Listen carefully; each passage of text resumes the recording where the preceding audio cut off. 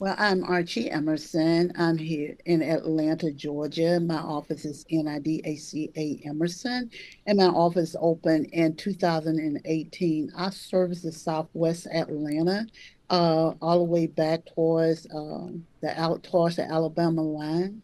But since COVID, you're almost servicing everybody's because they, now can come on Zoom or they see you on social media, they referral by mouth. But typically, that is my primary area, which is Southwest Atlanta area and up I-20 West. So we see a lot of that. That is service like Douglas County, Fulton County, Carroll County area. There's a lot of counties. There's 156 counties in Georgia. And I would say I probably service maybe about at least 50 of those counties. And so that's a large territory because there are some little small counties in there. There's some little small cities that have developed. So over the years, you as a housing council, I received my housing council certification in 2019. And so I became certified based on HUD guidelines once they changed the rules. So Right. The we final rule. currently have intake specialists that take that, but we only have that me as the one counselor. But Okay. we got to change that thing. What'd you do this morning? Tell me some. What was your morning like? And my phone starts to ring real early. I don't know why they think we open at 7 a.m. in the morning, but Wow. no office, no government office wake up is up and open at 7 a.m. But hey, for some reason they still call early. So But clients are okay. calling you at 7 a.m. on a Monday? On a Monday or Tuesday, Wednesday, and maybe we'll try Saturday. And I'm like, but the way the system is set up, we can see the lines ringing, but we don't answer. So we just try to Yeah. do what we can. Why do you think they're calling that early? Is it the nature? Is it a lot of foreclosure or time sensitive? Or is everyone in that area I just early birds? No, I think it's, any housing counseling agency pretty much have the same issue, is that they look at our office as a lifeline. We got a lot of evictions going on. There's no more rental assistant money available. There has been a twist in the foreclosure. So now we see that's going up. We see a lot of people that bought in 20 from 20 to 23 that are also going into foreclosure and now that they are having difficulties or crisis. So there's every day you just don't know what the phone call is going to be. You just pick it up and be able to deal with it as much as you can and figure out which direction you can send them to offer them some type of assistance. Okay. So I'm hearing that some of the clients, or sounds like most of them, will be calling that early in the morning because they feel pressed or stressed or otherwise like eager to find some comfort or resolution to what they're going through. Is that correct? Yeah, correct. And most time they're trying to be the first to get their call in because they know once past 9 o'clock or 10 o'clock, they are probably going to get a recording and may not get the call back to 2 or 3 days later. And if they got an eviction, they finna go to court in this week or next week, they're trying to figure out do we have a lifeline? Do we have funds that could help them or send them in a direction that they could get assistance. So I think majority of those are those calls or someone's have a foreclosure notice and the date could be next month. What do they do? Do they have enough time? Some may be already getting us in the line to get a system, but they haven't heard from the people, and they, want our help to assist. They're trying to push it a little bit further. What do they do? Sometimes waiting is a nerve biting thing for them. I've been waiting. I hadn't heard from anybody. What do I do now? And, just having them to have patience to just kind of wait and because here we still have funds for mortgage assistance, but if you're not in the line of being foreclosed on, there is a 6 to 8 weeks wait. So, but if you get a foreclosure notice, your file is escalated up. So trying to explain that to them that most time you won't get a phone call. It's through the email portal. The portal, you go in the portal and see if there's any information. You have to go there daily to see if they have emailed you or sent you any information. And if there's none, you just have to wait patiently. Sometimes patient is not what they have. Is trying to wait to get an answer from knowing that they can get assistance.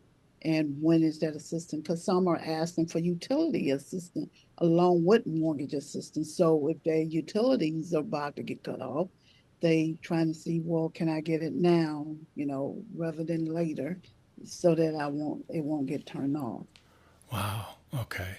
One thing well, actually, a few things I heard you say that I want to just make sure I don't forget is so what I heard a lot of the early phone calls and just the breadth of these issues. It's not just housing. There's all these surrounding issues that go into it, utilities, everything that might depend on a stable living environment and that supports that. So, could you describe currently what the need is for housing counseling services in your area? Well, I a lot of time it's going to be a need for help because typically if you counseling a person, it has to be a certified counselor now. It can't be, you can have an intake specialist and you can have that, but if you doing counseling, it has to be. So that is pretty much in all my counterparts that I talk to, is having a counselor that can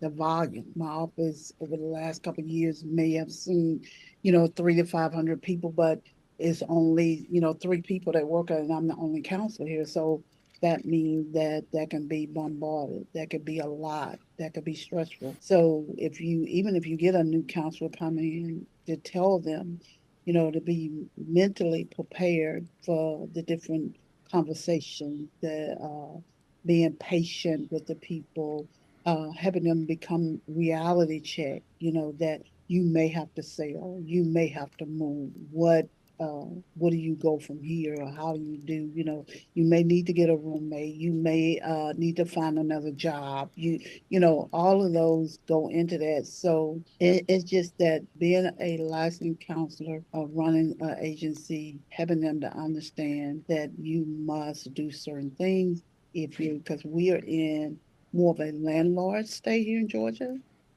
So that means all the laws are tended towards the landlord and not the tenant. So if you don't pay, you don't stay. Typically in certain counties, once you go to court, you could probably be out of that property in 7 to 10 days. It depends on the marshal and their workload. So a lot of people just don't want to take the chance of seeing their furniture out in the street, and people are getting that and taking it away, and they have no place to go. So the rent market here went up 75% more than it did during COVID. House uh, prices went up. Now we see, the stability. And most, the uniqueness about NID is majority 90% of us are real estate agents and brokers, so we understand both sides of it. That's the more uniqueness of us. That if you can't be in housing counseling just go for the money. You here because you have a concern and you care for the community. Because it's definitely not a money making for most of the housing counselor. Because the time that you spend with a client, one client could be 30 minutes, 45 minutes, an hour. Then the next client maybe 2 hours. It just depends on the situation and what the client has got going on. If and you can they did not put a that didn't discriminate between whether you're old or young. So then there's the seniors so that's definitely a little bit more time consuming, a little bit more patient with them because they don't understand.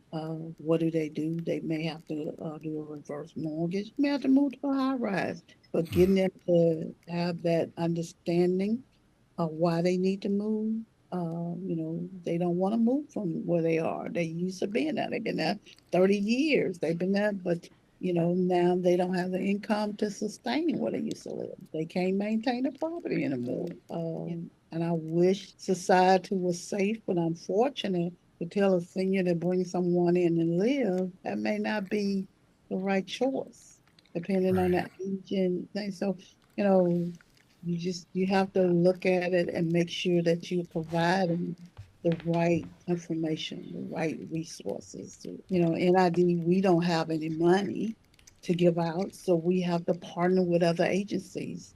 We have to partner with the ones that do have funding. And they become your friend because when you need help and you got a client that's sitting there and they're about to lose their property, or you trying to work with the lenders doing a modification, which one is better? Is the modification better with the lender, or you try to get the money from the state? The state you don't have to pay back, and you do a modification, you do.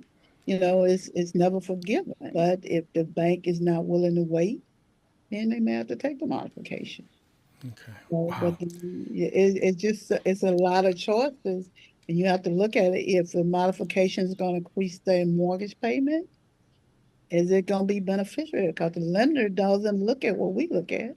The lender just look at the gross income. I'm looking at they got kids, they got child care, they got taking care of gas, all of that. So I'm looking at what do they actually have left over?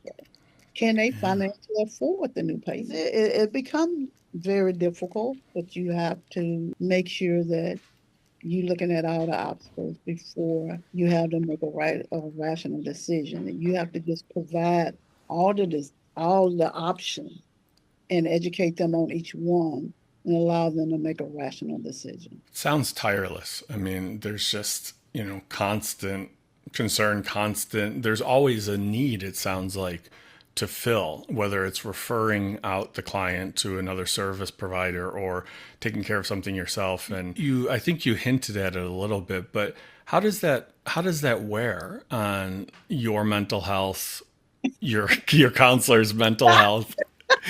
Y'all hear my assistant in there talking about she needs therapy right now. She needs therapy. But it can. You have to know when to shut it off because it can become really a weight on your back because especially if you got, I think I may have my own individual office on in 2018, I think. And I had not had a one to actually foreclose. I had been able to, and I think into 2023, 20 was the first time a property actually foreclosed, and I wasn't able to stop it. It wasn't because I had to send the property out to the state of Georgia to try to get them funding. They dropped the ball, and unfortunate at the ninth hour, we couldn't save it, and it was worth being saved. And that was a very difficult because the thing about it, the person had had the property over 20 some years. There was only 10 years remaining on the property. There was a lot of equity in the property. Unfortunate, the city dropped the ball. They admitted they dropped the ball.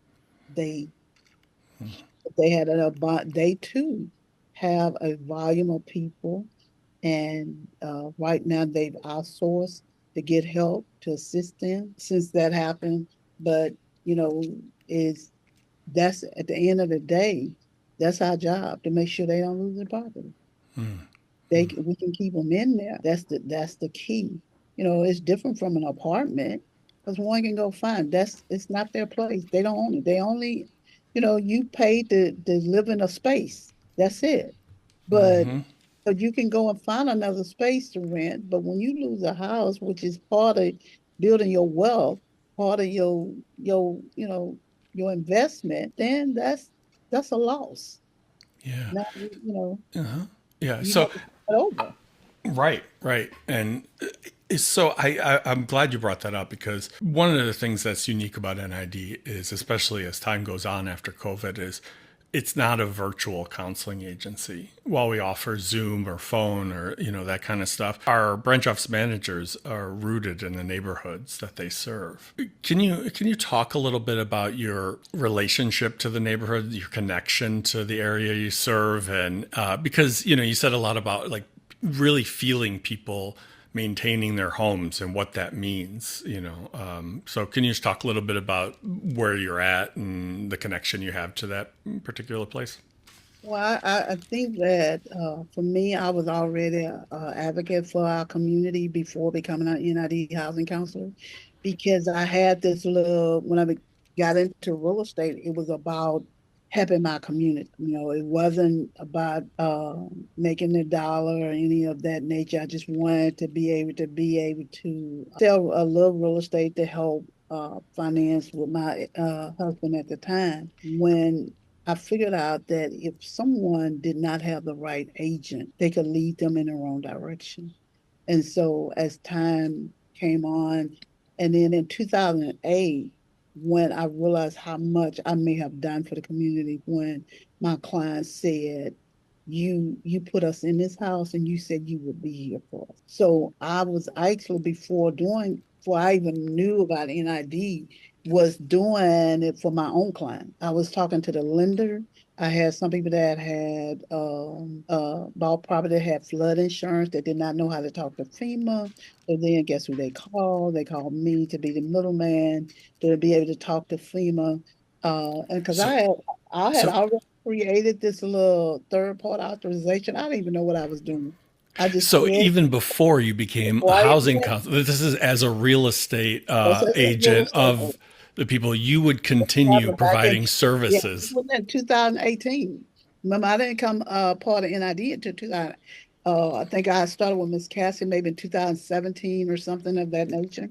But in 2008, when the housing market crashed, and clients was about to lose their property, did not understand how to talk with lenders, and it was a full education quick. How do I talk with lenders to make sure clients did not lend? So I created during that time a third party authorization.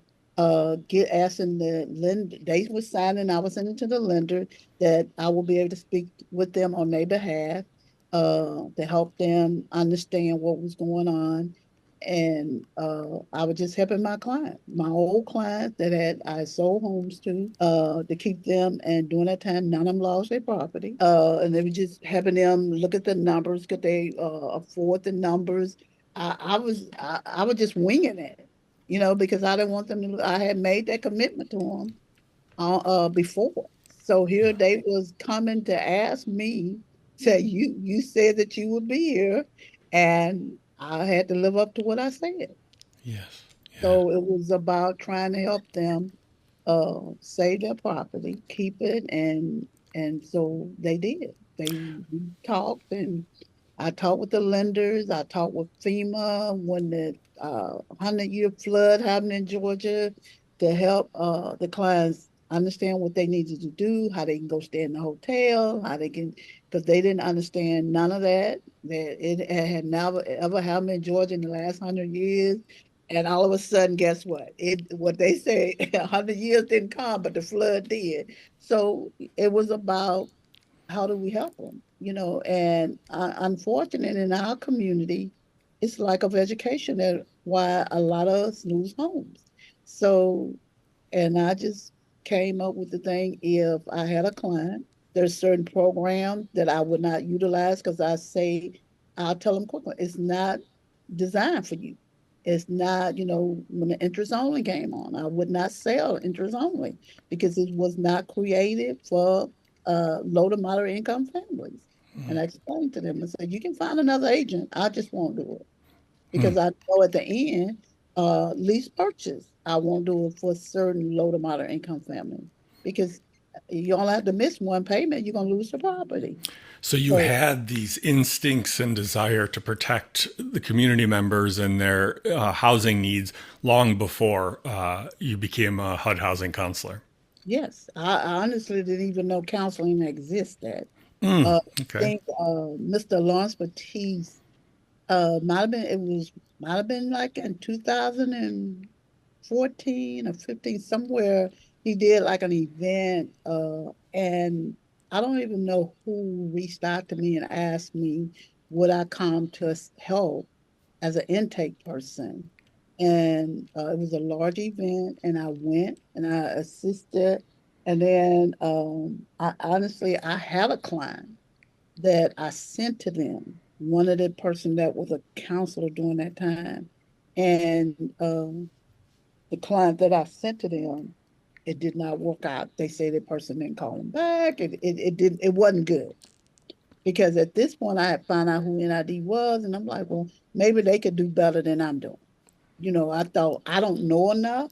I had no training, so I'm gonna refer this person out. Actually, that person is passed on and died and gone on. But they did not do that client that I sent them because they came back and said, well, she took her, but we never heard back from them, and they actually end up losing the property. Wow. And I remember exactly it was Bank of America, and I just thought that it would be better for them to deal with them. I had not sold them the house. They just lived in the neighborhood that I lived in. And by me being in the community, someone told them, they came to me, I referred them to that counseling agent. And uh, like I said, it didn't work out. So, it's just then me and Miss Castle was talking. She said, "Oh, won't you come and work over here?" And I started doing the classes with her, and and then Mr. Ray said, "Now you need your own office." Like I need another office somewhere. That's kind of like how I got here because it was supposed to have been me just working for doing it with Miss Cashley. Kind of like took his own uh life of his own, which wouldn't be that new for my life. But and I started doing the classes. I actually my first classes was even done at a church, and but I did a guess like um market plan or work plan that what was the geographic area that was mainly hit harder. There was no counseling agency. Even before I looked at it when I was in the process, and I know in my area it was, but the area where I first started doing the classes, they didn't have that many counseling agency in that area. And so I asked the church, they allowed me to come in there to do classes once a month on Saturdays, and I did Yeah. that.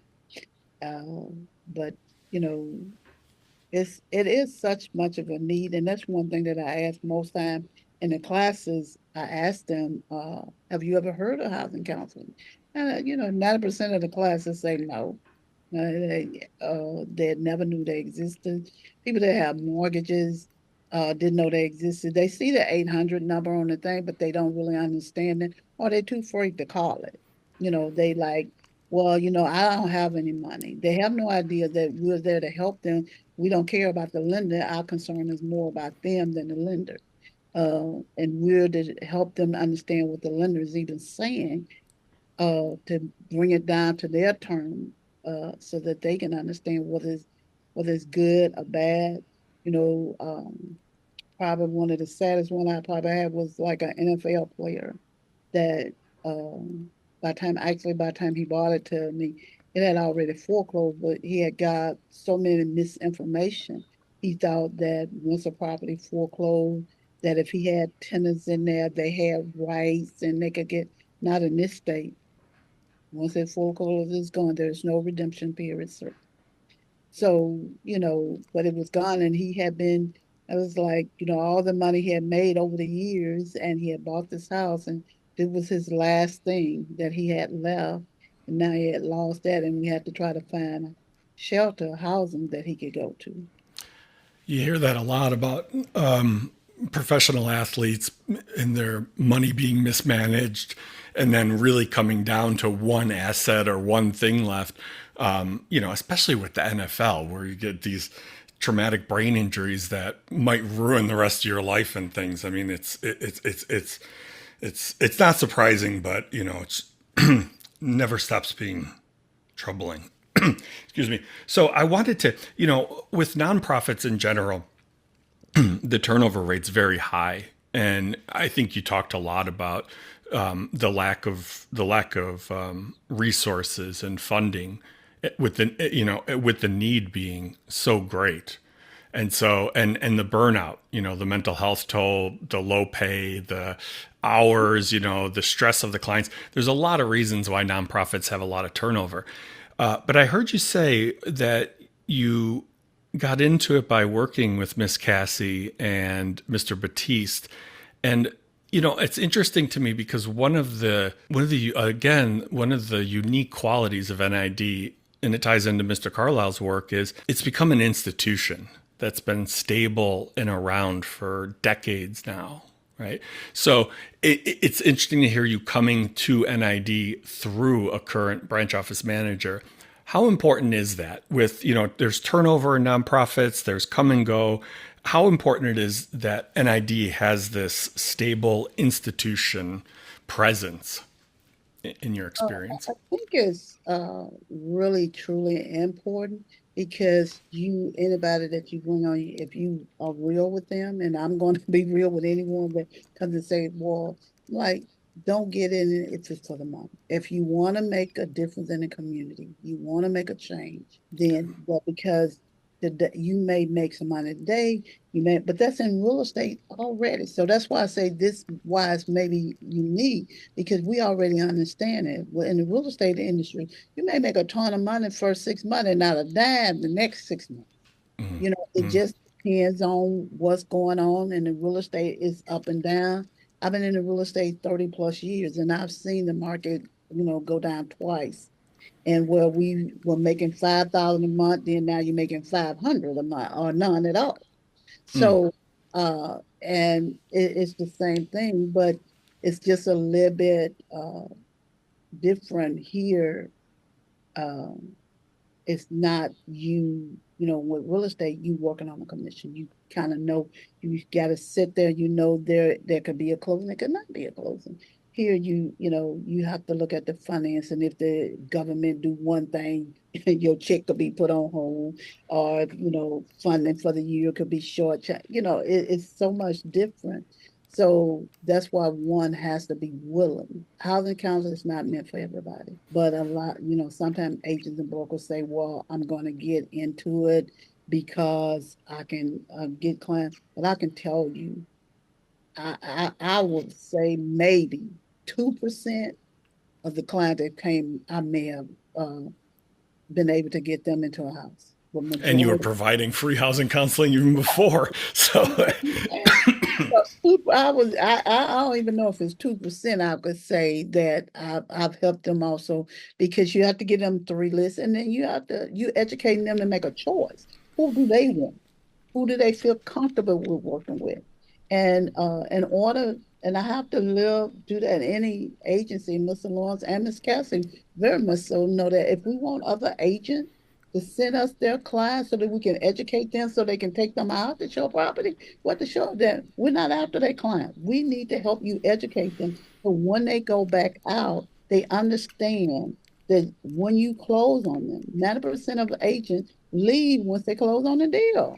You may get a card in the mail so that if you referral, they want you to send a referral. But, here we tell them once you come to a class, you have become family. Guess what? mm, For life. yeah. Meaning, long as my agency is open, you can call me. If you have an issue. If not, you call Miss Cassie office or you call Mr. Lawrence Batiste office. Well, you see one of the NID office said, yes, I bought a house and you all did the counseling, and they're just gonna pick it up and keep it all rolling. Mm, mm.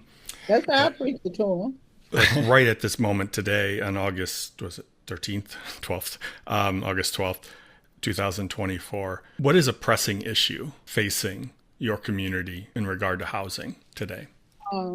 well, with the fluctuating interest rate, income has not increased in our community, in the African American community. So when you see interest rate increase and house prices increase, that means um, housing affordability become out of reach. When we say affordable housing, that's different for everybody. When you working at and you making $15 an hour and you working 40 hours, that's not affordable housing currently almost in any state right now. So in Georgia, you definitely know it's not affordable because you need an average of someone making anywhere from $90,000 and up in order to see what an affordable housing.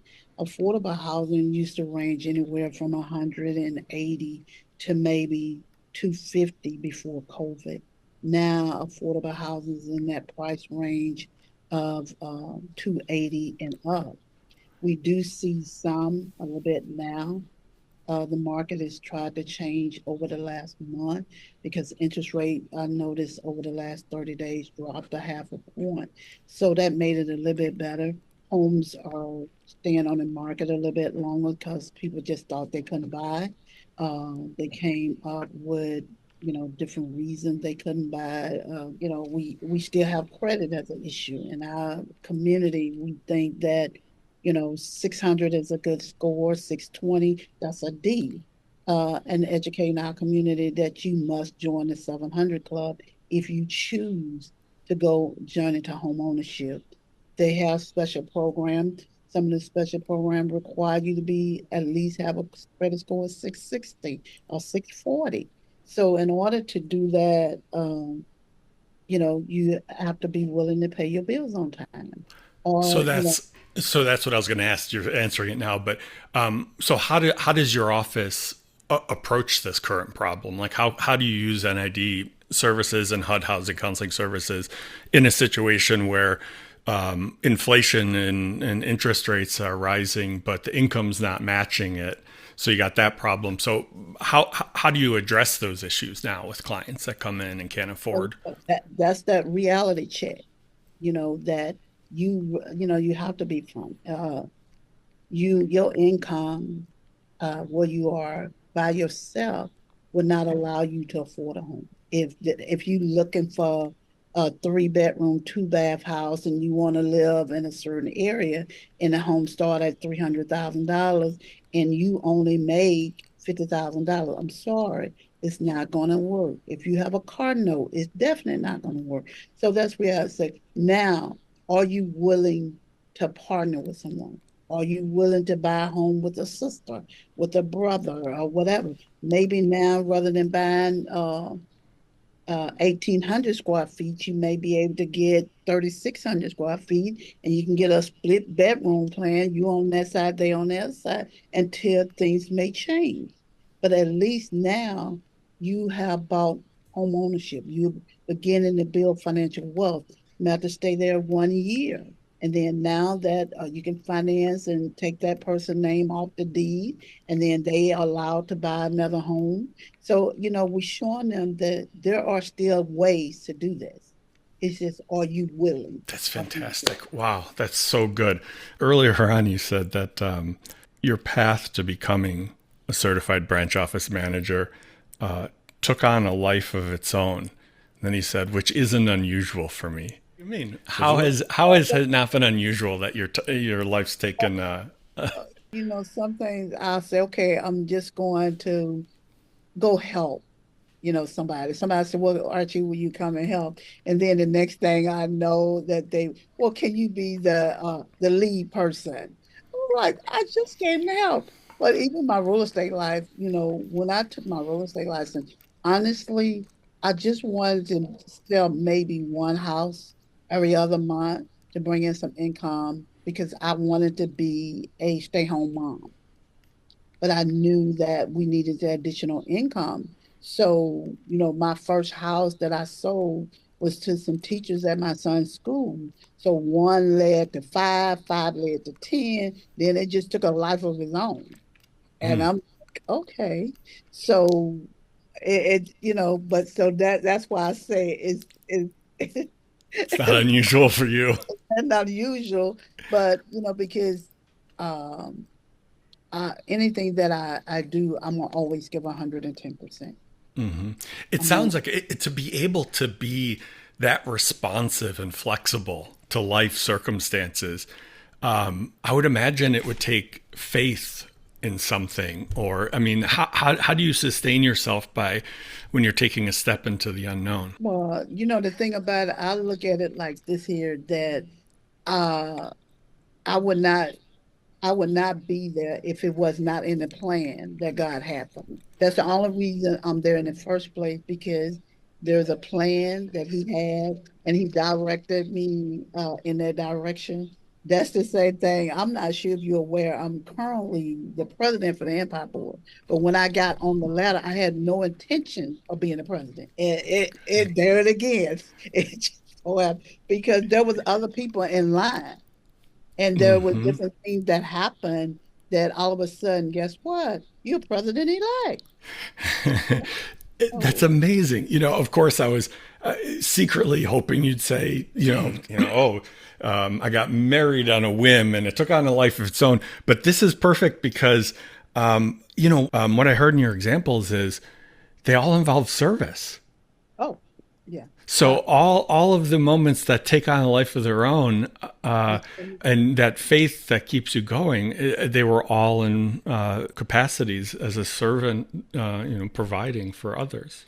Yeah, because that's honestly that's the way I was raised, because my mom was a servant, so you kind of emulated how she did, and what she went and where she took you. And that so I think I was all of my sisters and brother probably was molded into being a servant, that you was born to be a servant. That's what God created us all to be. And it's whether you want to be obedient to be that. And so I choose to be obedient to be a servant. And life ain't fair sometimes, but I accept the punches and keep on moving and say, because each season is different. Some season is better than the rest, but and a lot of people need your help. A lot of people need your support. Some people need you to push them. So, and I never know when I'm gonna need somebody to push me. Lord knows, but it is what we are, and I think that's why I say everybody cannot be a counselor. It is a servant job, to be honest.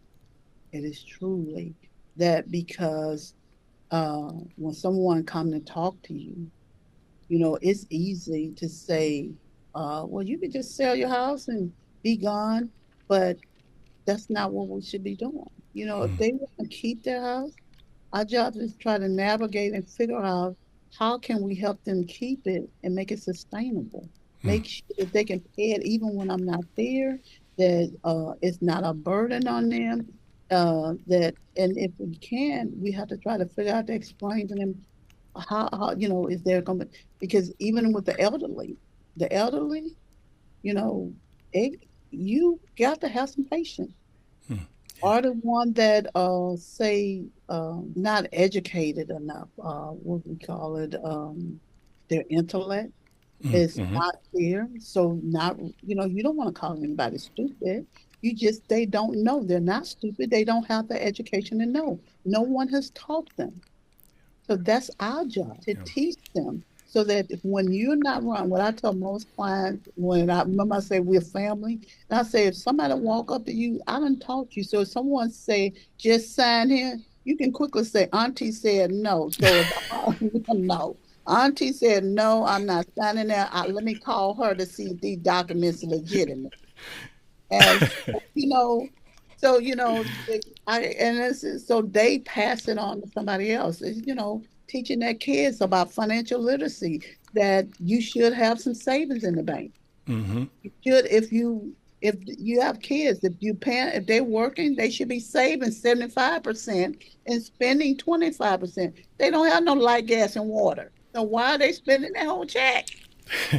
I say so it started at home. So, it's It something that we have to teach our community. We have to, in some way or fashion, society has become credit driven. It's not going to get any better. It's going to get worse and worse. So I think that's why it's such a need and so important for there to be more of us, because I know that I can't be here forever. So who are those that's coming behind me that will get in these seats and push it on and make it better? I don't know. That's absolutely true. And it's interesting because our HBCU grantee that was in New Orleans, I did a quick 4 minute interview with him, and I think pieces of that should be on the internet now. I'll check. But we were talking a little about the importance of young college students at HBCUs understanding the larger financial world and the economics of it to get that education early on. I mean, I know they're already at a college, so it's, a little like not a fair comparison, but Well, they should start at even there because one organization they did a study and they asked the student. There was one of the studies did say that they had no idea uh, about finances or how to purchase a home. So yeah. they asked me if I would write a presentation of a step-by-step guide to help the student. Yeah, I mean, I long stories, but I grew up really poor on the south side of Chicago, and I've made it through law school, and I still don't know how to do my basic finances because it never was an issue and never was taught. I'm horrible with them. Okay, so okay, I want to let you go get some coffee, water, bathroom, whatever. I really hope that we can turn you into like a character. You can be Auntie. If we could sit there and put Auntie says don't sign without talking to her and just like little clips of that, like on TikTok and things. But I'll ask you beforehand. I don't know if you want to become Auntie of That's NID. right. Oh, No, that's great. what they called me. They're like, Oh, yeah. that is what they so most when that because that's what I the little thing I use in the NID that when, I don't call care what you call me auntie cousin so most of them started doing the auntie so that's how it kind of caught on. So it's like auntie said no. Auntie said no. Man, Archie, this has really been pleasurable. Thank you so much. That's been a pleasure as well. It's so good talking to you. And thank you. You got a great setup. Your camera's clear, lighting's clear, the sound has been good.